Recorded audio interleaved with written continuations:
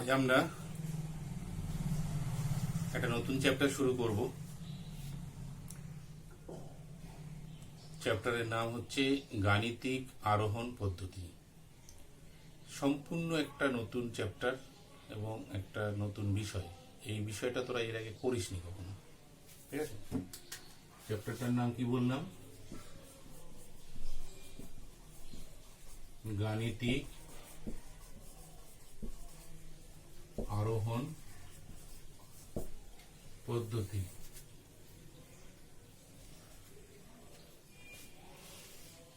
এটাকে ইংলিশে বলছে তোর প্রিন্সিপাল অফ ম্যাথমেটিক্যাল ইন্ডাকশন, ঠিক আছে? প্রিন্সিপাল অফ ম্যাথমেটিক্যাল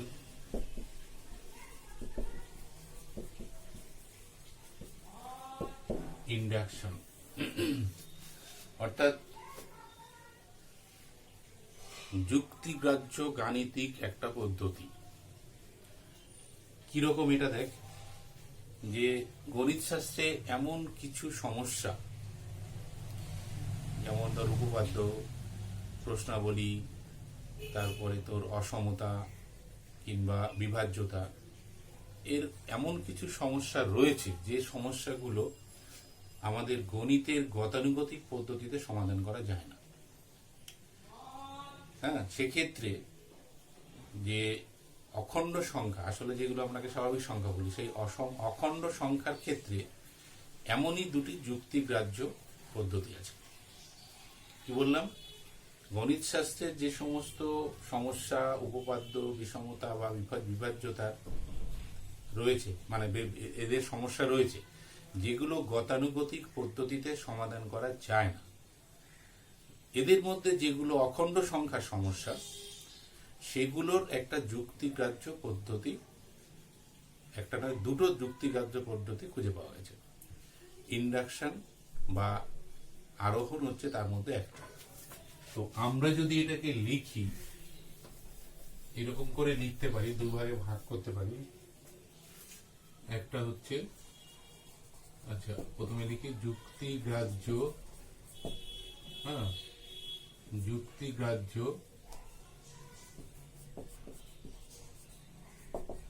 গাণিতিক পদ্ধতি, ঠিক আছে? এর দুটো পার্ট হতে পারে। একটা হচ্ছে অবরোহণ পদ্ধতি, যাকে বলা হয়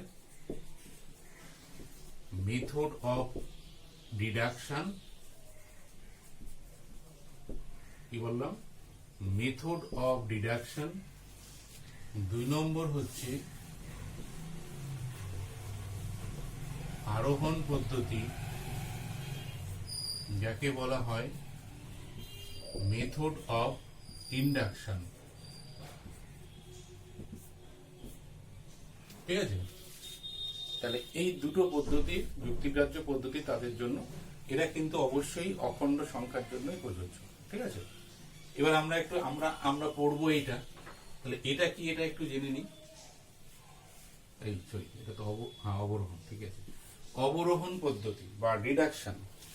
ডিডাকশন পদ্ধতি হচ্ছে কোনো একটা বিষয়ের, ইন জেনারেল বিষয় থেকে একটা বিশেষ বিষয়ে সিদ্ধান্ত নেওয়া। অর্থাৎ এটা আসলে কি, কোনো সাধারণ বিষয়, যেটাকে আমরা আসলে খুব সহজ কথায় ইন জেনারেল বলি, ঠিক আছে? কোনো সাধারণ বিষয় থেকে বিশেষ কোনো সিদ্ধান্তে উপনীত হওয়া। অর্থাৎ কোনো একটা বিষয় আমরা জানতে চাইছি, তার প্রথমেই পুরো বড় ব্যাপারটা আমরা জেনে নেব, আর প্রথমে বড় বিষয়টার মধ্যে ঢুকে যাবো, ঢুকে গিয়ে তারপরে আস্তে আস্তে আস্তে আস্তে তার মধ্যে কি কি আছে সেগুলো জানবো। যেমন ধর ইলেকট্রন, প্রোটন, নিউট্রন, এটা এই যে তিনটে বিষয় বা তিনটে আলাদা আলাদা পার্ট, এটা তো কারোর মধ্যে রয়েছে। তাহলে আমরা যদি ও কার মধ্যে রয়েছে সেটা জানার জন্য আমরা ইলেকট্রন প্রোটনকে আগে জানবো না, আগে ওই মূল বিষয়টার মধ্যে ঢুকে যাব, ঢুকে গিয়ে তারপরে ওখানে গিয়ে আস্তে আস্তে ইলেকট্রন সম্পর্কে জানবো, প্রোটন সম্পর্কে জানবো, নিউট্রন সম্পর্কে জানবো।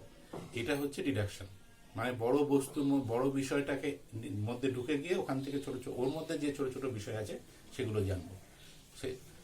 আর ইন্ডাকশন হচ্ছে আমরা আগে ইলেকট্রন সম্পর্কে জানবো, আগে প্রোটন সম্পর্কে জানবো, তারপরে নিউট্রন সম্পর্কে জানবো।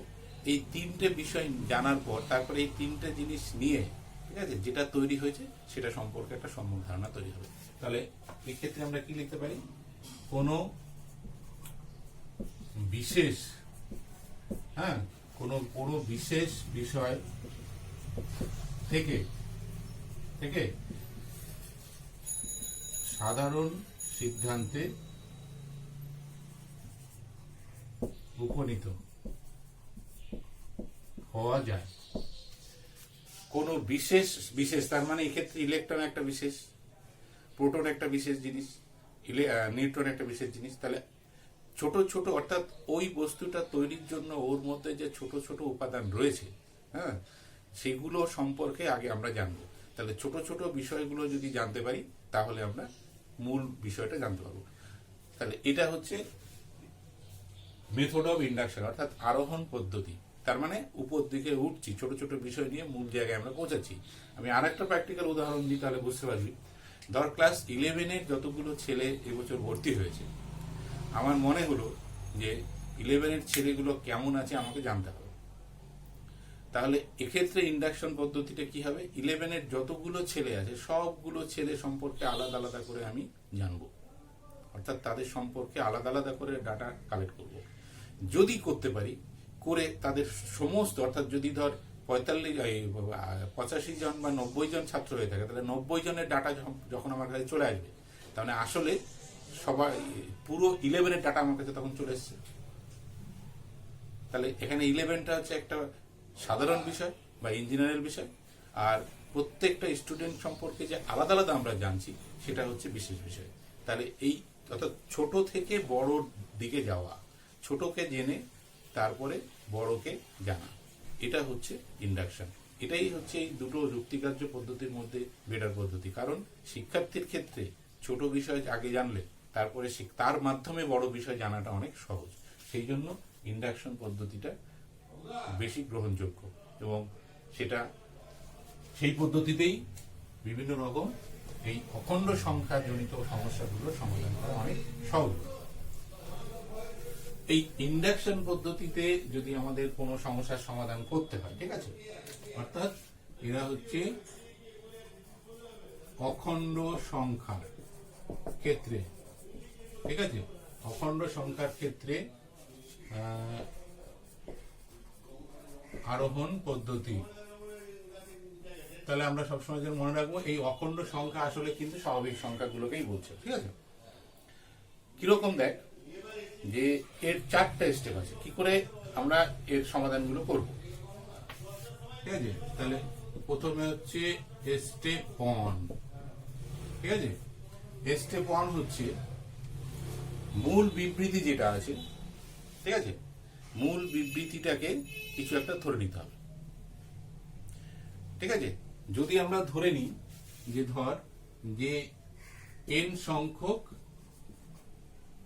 বিষয় নিয়ে, হ্যাঁ, যে nটা হচ্ছে অবশ্যই on, n greater or equal 1, কারণ অখণ্ড সংখ্যা মানে হচ্ছে এটাই হবে, n গ্রেটার অর ইকুয়াল 1 নিয়ে কোনো একটা এক্সপ্রেশন রয়েছে যেটাকে আমরা বিবৃতি বলবো বা এক্সপ্রেশন স্টেটমেন্ট।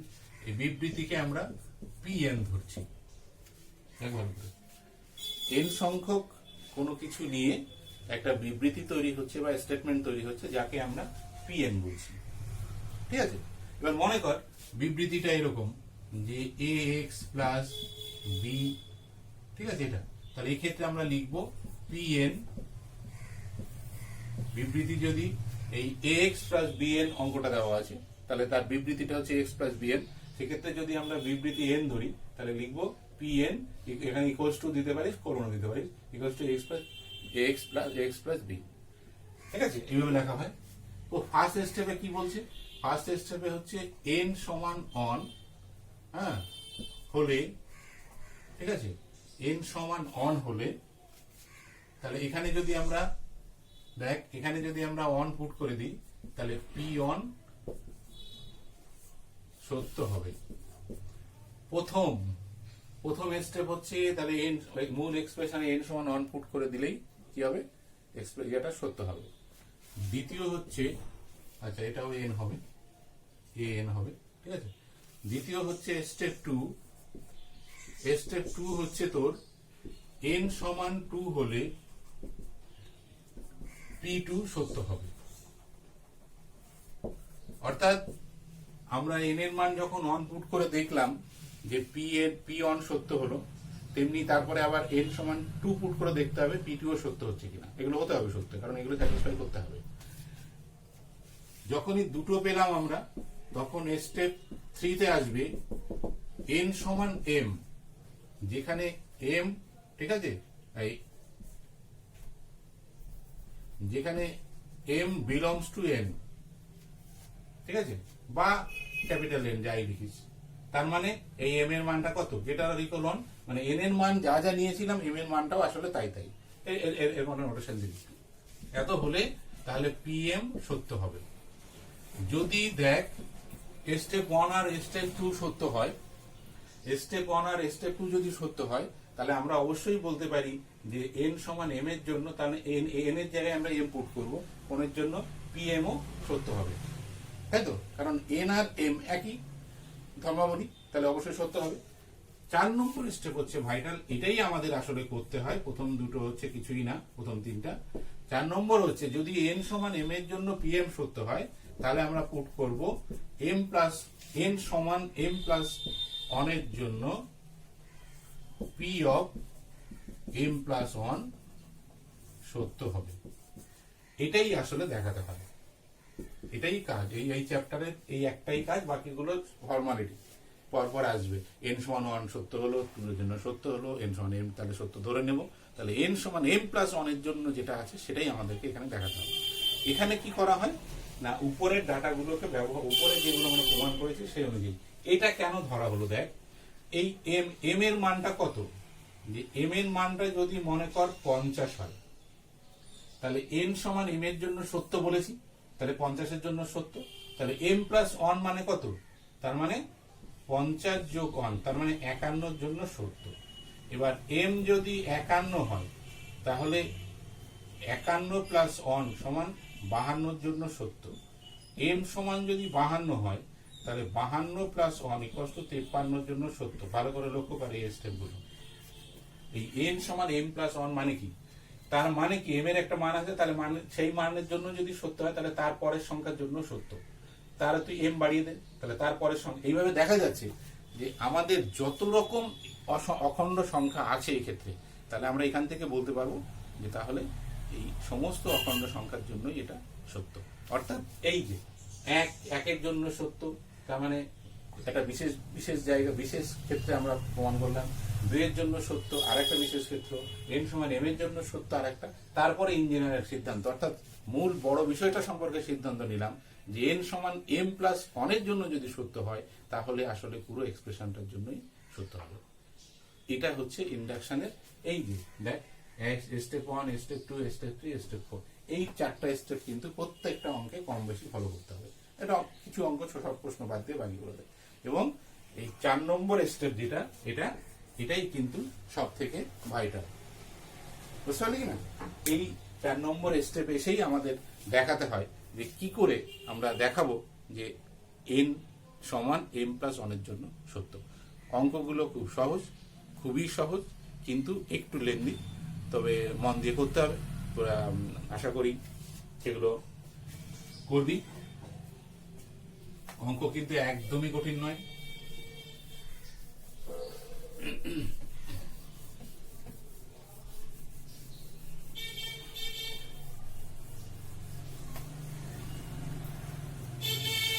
চল দেখা যাক কি সমস্যা আছে আমাদের।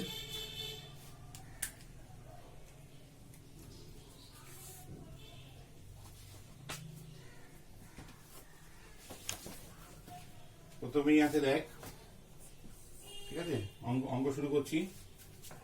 2n মাইনাস 1, ঠিক আছে? 2n মাইনাস 1 যদি 3 দ্বারা বিভাজ্য হয় তবে দেখাও যে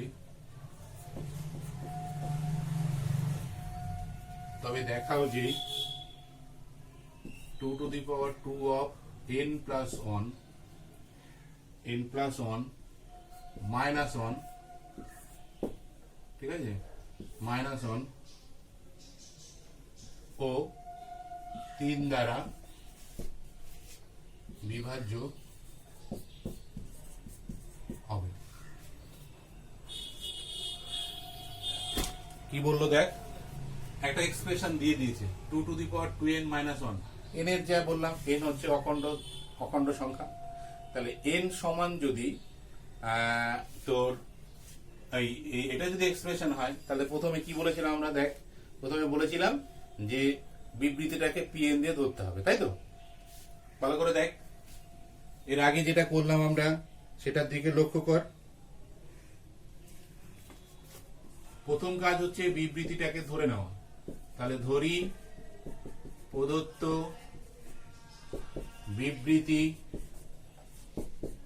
বিবৃতিটি ইকুয়ালস টু pn, হ্যাঁ, যেখানে যখনই n লিখবি সেখানে কিন্তু বলে দিতে হবে যে n গ্রেটার অর ইকুয়াল 1। ভালো করে দেখ, তবেই তো সাধারণ স্বাভাবিক সংখ্যাগুলো আসবে।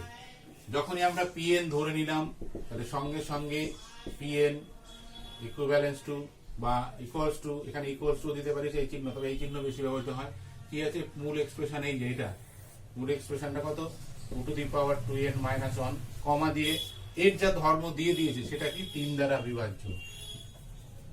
তার মানে এটার মানে হচ্ছে যে এই 2n মাইনাস 1 এই n এর অখণ্ড, অর্থাৎ n গ্রেটার অর ইকুয়াল 1 এর জন্য এই এক্সপ্রেশনটা 3 দ্বারা বিভাজ্য, এটা বলে দিয়েছে। এটা শর্ত। এবার এই শর্তটাকে সত্য ধরে আমাদের দেখাতে হবে যে সত্যি সত্যি 3 দ্বারা বিভাজ্য কিনা। এবার প্রথম স্টেপ, দ্বিতীয় স্টেপ, তৃতীয় স্টেপ, চতুর্থ স্টেপ, এবার পরপর, অর্থাৎ স্টেপ 1, তাই তো? তাহলে এবার n সমান 1 হলে কি হবে, n সমান 1 হলে p of 1, জাস্ট এই যে এখান থেকে জাস্ট মানগুলো বসাবি, n এর মান। n সমান 1 হলে p1, তাহলে কত হবে, 2 into 1 minus 1 equals to 2 square minus 1, 4 minus 1 equals to কত, 3। তাহলে p1 এর মান কত পেলাম, 3। কি বলেছে, pn টা হচ্ছে 3 দ্বারা বিভাজ্য। তাহলে 3 কে 3 দ্বারা ভাগ করা যায়, তাহলে পাশে লিখবি ইহা 3 দ্বারা বিভাজ্য। তাহলে কি পেলাম দেখ ভালো করে, যে n এর জন্য, n সমান 1 এর জন্য p1 কি সত্য। তাহলে অতএব n সমান 1 হলে p1 সত্য। একটা হলো স্টেপ 1। এবার স্টেপ 2, আবার n সমান 2 হলে একদম পরপর গতানো, একদম ছকে বাঁধা ঘর, স্টেপ 1, স্টেপ 2, স্টেপ 3, চোখ বন্ধ করে লিখে মানে করে যাবি। n সমান 2 হলে কি হবে, p of 2, একটা ইকুয়ালস টু দিয়ে দিলাম, তোরাও এখানে ইকুয়ালস টু ব্যবহার করতে পারিস, তাহলে বুঝতে হয়তো সুবিধা হবে। ইকুয়ালস টু p2, তাহলে p2 এর মান এখানে, এই যে এখানে 2 এ বসা, 2 into 2 minus 1, ঠিক আছে, ইকুয়ালস টু 2 4 minus 1, এটা কত, 16। তার মানে 16 minus 1 15, ইহা 3 দ্বারা বিভাজ্য। দেখ ভালো করে, 15 কে 3 দিয়ে ভাগ করা যায়। তাহলে অতএব n সমান 2 হলে p2 সত্য। পরপর দুটো n on, n equals to 1, n equals to 2, দুটোর জন্য আমরা যখনই দেখলাম যে ওটা সত্য হলো, তাহলে আমরা অবশ্যই এবার n সমান m এর জন্য সত্য বলে দেবো, তাই তো? তাহলে এখানে এই পর্যন্ত হলো। এবার উপরে চলে যাচ্ছি।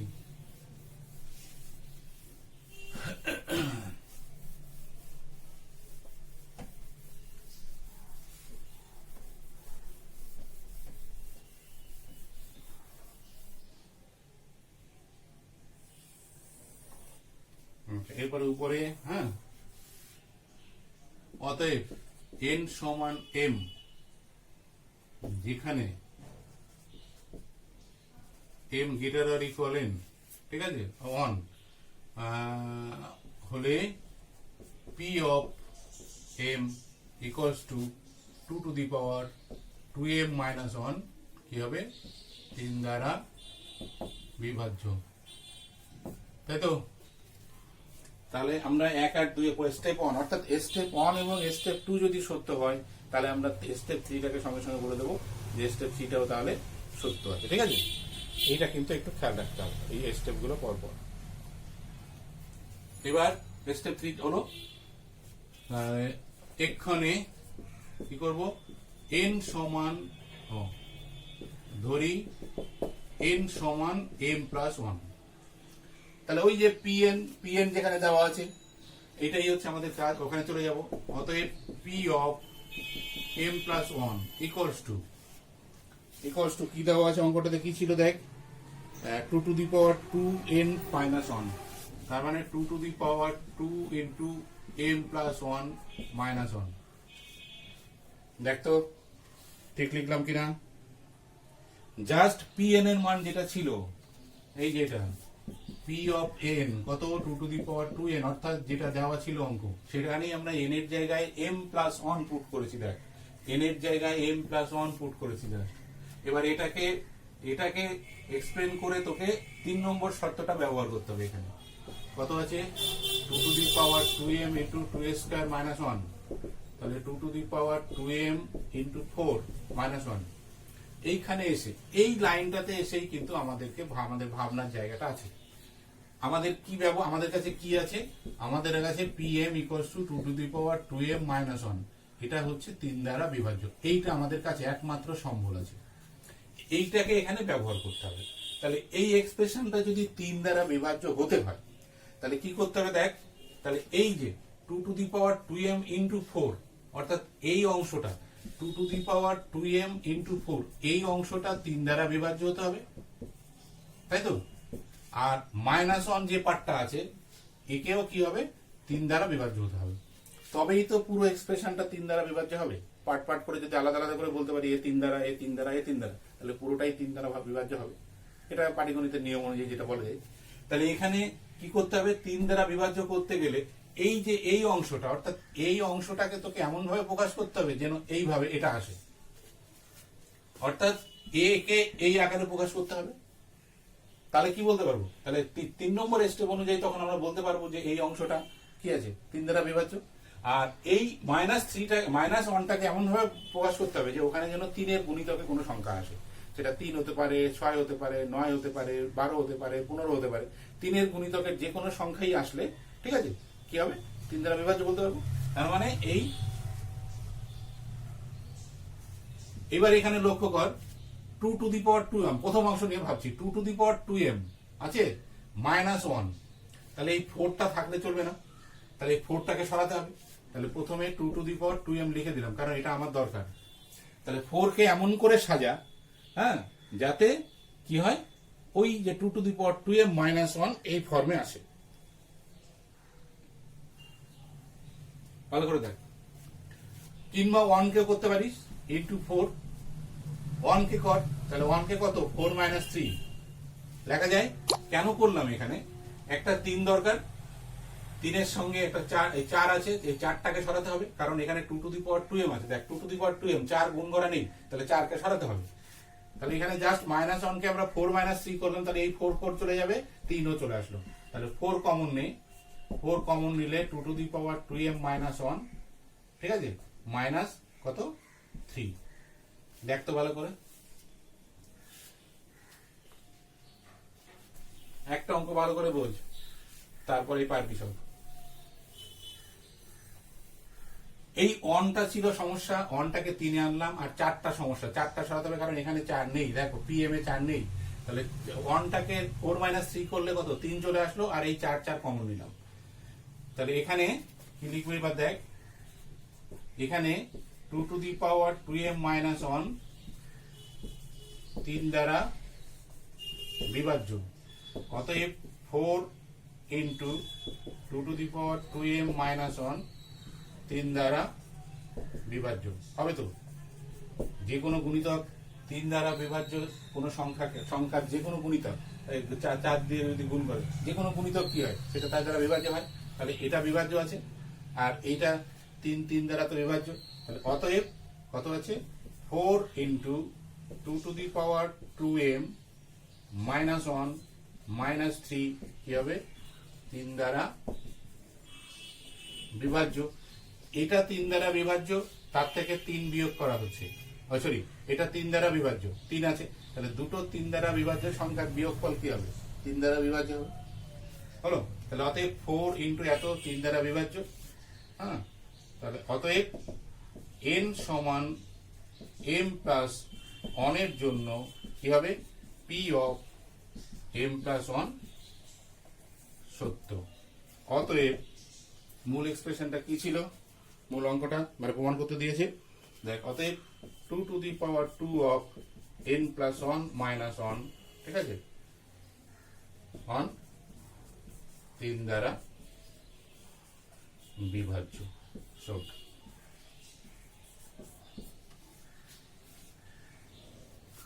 তিন দ্বারা বিভাজ্য, এইভাবে এগুলোকে করতে হয়, ঠিক আছে।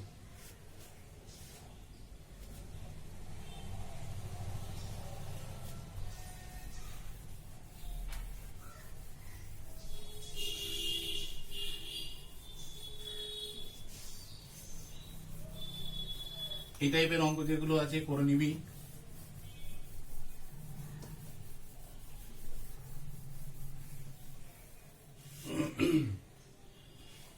আর একটা সমস্যা একটু অন্য টাইপের দেখি আমরা, কি আছে দেখ, f of n equals to, হ্যাঁ, f of n equals to হচ্ছে n into n plus 1 into 2n plus 1, ঠিক আছে।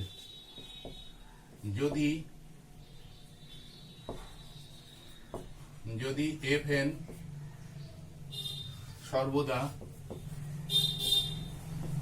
6 দ্বারা, যদি fn সর্বদা 6 দ্বারা বিভাজ্য হয়, তবে দেখ প্রমাণ করো যে,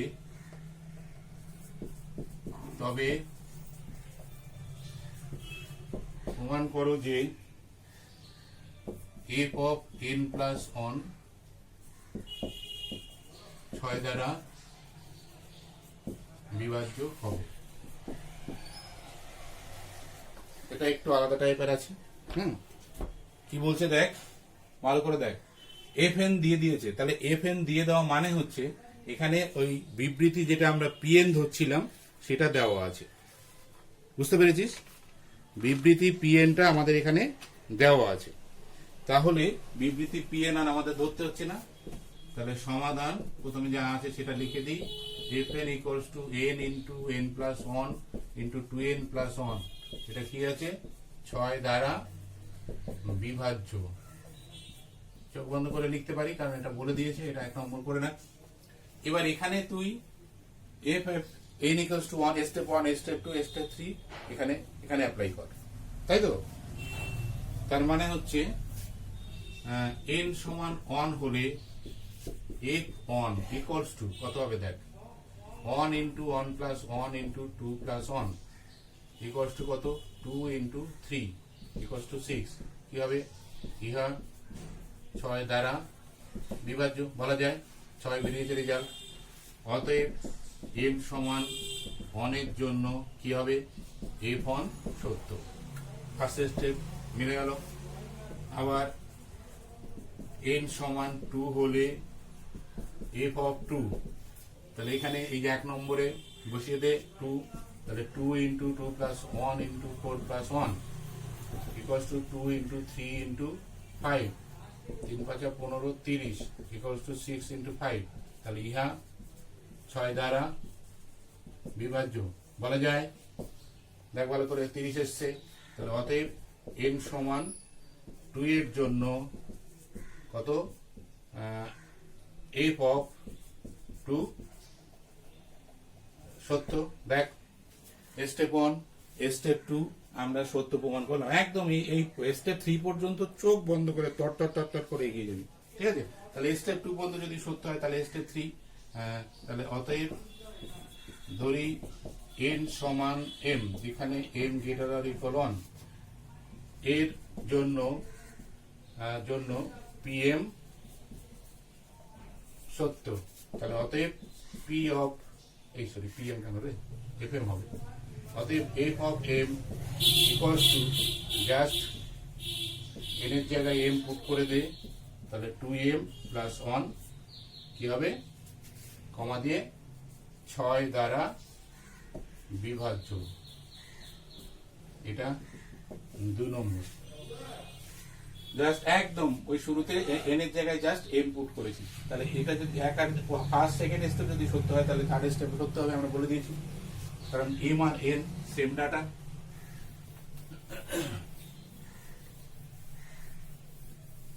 এই জায়গাতে কিন্তু এই অঙ্কটা একটু আলাদা আছে। এখন যে অংশটা করব, এর আগে আমরা ফোর্থ স্টেপটা করছিলাম, এখানে ফোর্থ স্টেপটা একটু অন্যরকম ভাবে আসবে, কারণ এটা একটু আলাদা টাইপের অঙ্ক আছে।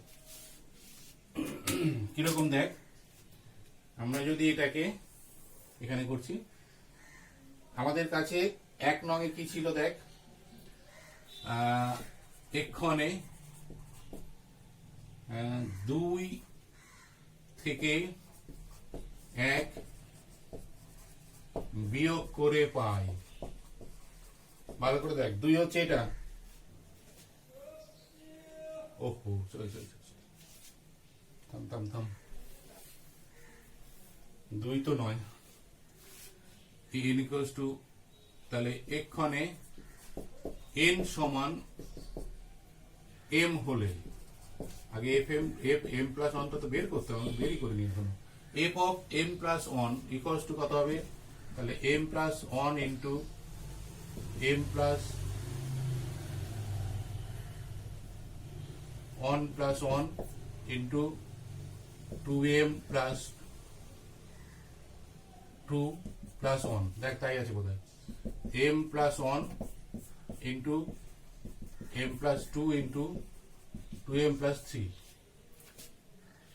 অতএব f of m plus 1 equal to, এইটাকে 3 নম্বর করে দেয়।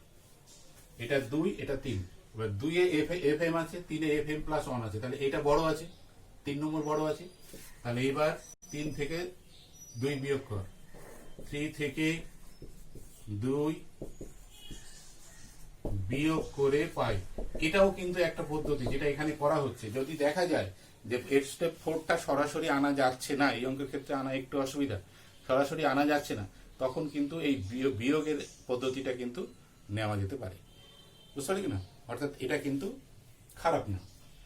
কি হবে তাহলে, অতএব তাহলে f of m plus 1 minus, কেন এরকম হচ্ছে, এবং এটা খুব, এবং এই পদ্ধতিটা খুব ইন্টারেস্টিং পদ্ধতি। দেখ লক্ষ্য কর, মানে ব্যাপারটা কত সহজে দেখানো যাচ্ছে। দেখ f of m plus 1 minus fm, তাহলে m প্লাস 1 মানে হচ্ছে এটা, m plus 1 m plus 2 2m plus 3 minus এই যে এটা, তাই তো, m into m plus 1 into 2m plus 1। ভালো করে লক্ষ্য কর, 3 নঙে fm এর পার্টটা এটা ছিল, fm প্লাস 1 ছিল, সেটা মাইনাস 2 নঙের এটা, অর্থাৎ 3 নঙের ডান পক্ষ মাইনাস 2 নঙের ডান পক্ষ, 3 নঙের বাম পক্ষ মাইনাস 2 নঙের বাম পক্ষ, তাই করা হয়েছে। ভালো করে বোর্ডটা লক্ষ্য কর।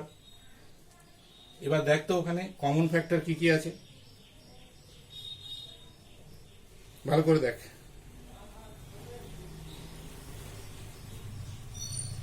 একটাই কমন ফ্যাক্টর আছে, এটা আর এটা, আমার এটা দরকার তো, তাহলে m প্লাস 1, তাই তো, কমন নিলাম, তাহলে কত হলো, m plus 2 into 2m plus 3 minus m into 2m plus 1।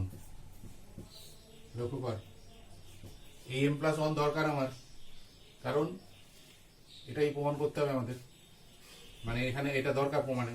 তাহলে m প্লাস 1 ইন্টু, এটাকে সব গুণ করে দেয়, গুণ করে যোগ বিয়োগ করে দেখ ছোট হয়ে যাবে।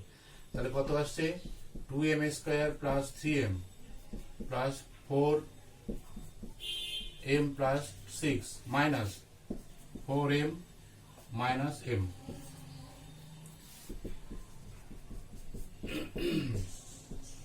কি আসছে দেখ, 2m স্কোয়ার প্লাস, আচ্ছা 4m কেটে গেল, তাহলে 3m, তার মানে 2m প্লাস 6। দেখতে এরকম কিছু এলো কিনা, ক্যালকুলেশনটা লক্ষ্য কর।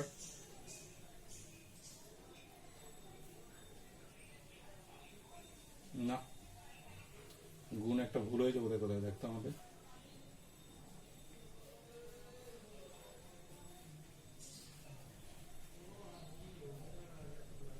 এটা এম স্কোয়ার হবে তো, এই জায়গাটা ভুল হয়েছে আমাদের। এটা হচ্ছে তোর 2m স্কোয়ার মাইনাস m হবে, তাই না? কারণ এখানে আমরা 2 দিয়ে গুণ করে দিয়েছি, 2m স্কোয়ার মাইনাস m, তাহলে 2m স্কোয়ার কেটে গেল। হ্যাঁ, এখানে তাহলে কত হলো, 7m মাইনাস m প্লাস 6, তাই তো, ইকুয়ালস টু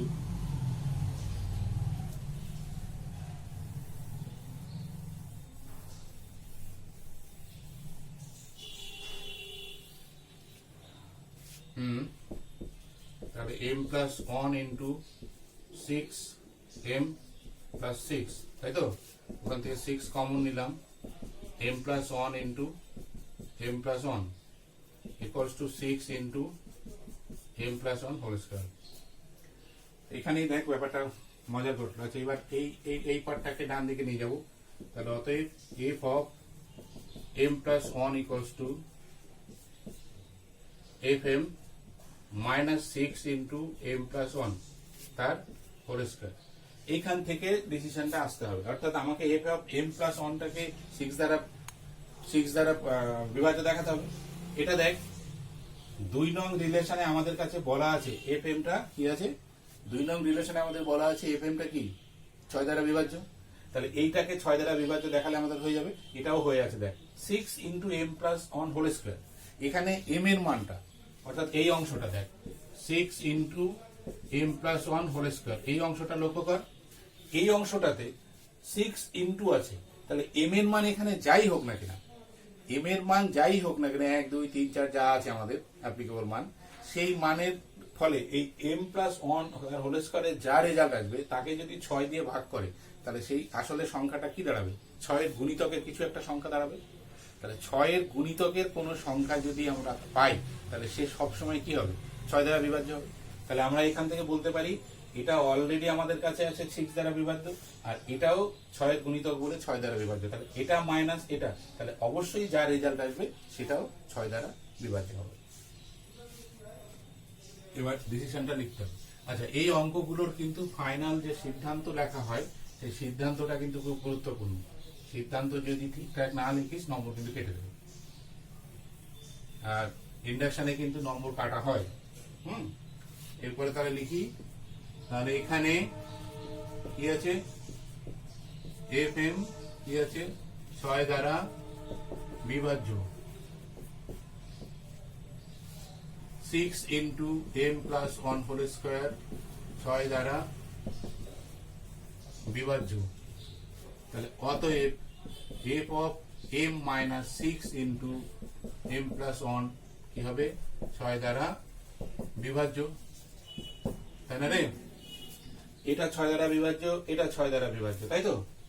সবই যদি 6 দ্বারা বিভাজ্য হয়, তাহলে তাদের বিয়োগফলটা কি হবে দেখ ভালো করে। এটা 6 দ্বারা বিভাজ্য, এটা 6 দ্বারা বিভাজ্য, তাহলে তাদের বিয়োগফলটাও কি হবে, 6 দ্বারা বিভাজ্য হবে। তাহলে অতএব f অফ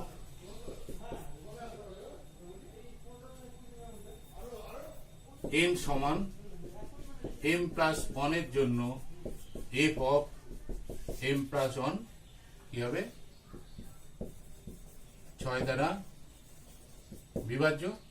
অতএব n সমান m প্লাস 1 এর জন্য fm কি আছে, f অফ m প্লাস 70 প্রমাণিত। দেখ ভালো করে, এইভাবে এগুলো করতে হয়। এটা একটা দ্বিতীয়, প্রথম অঙ্কটা করলাম একটা পদ্ধতি, স্টেপ 2, স্টেপ 3, স্টেপ 4। এখানে প্রত্যেকটার ক্ষেত্রেই বললাম স্টেপ 3 পর্যন্ত একই, চোখ বন্ধ করে ওটা করতে পারবি। আর স্টেপ 4 এসে যেটা দেখা গেল যে কিছু কিছু অঙ্কের ক্ষেত্রে আলাদা হতে পারে, আগেরটার ক্ষেত্রেও একরকম ছিল আর এটার ক্ষেত্রে একরকম ছিল। দুটো পদ্ধতি শিখে রাখ, এবং যা সমস্যা আমাদের বইয়ে আছে ওই দুটো পদ্ধতির মধ্যে কম বেশি পড়ে যাবে, ঠিক আছে? তাহলে আজ এই পর্যন্ত থাকছে, এরপরের দিন আবার আমরা আরো সমস্যার সমাধান করব।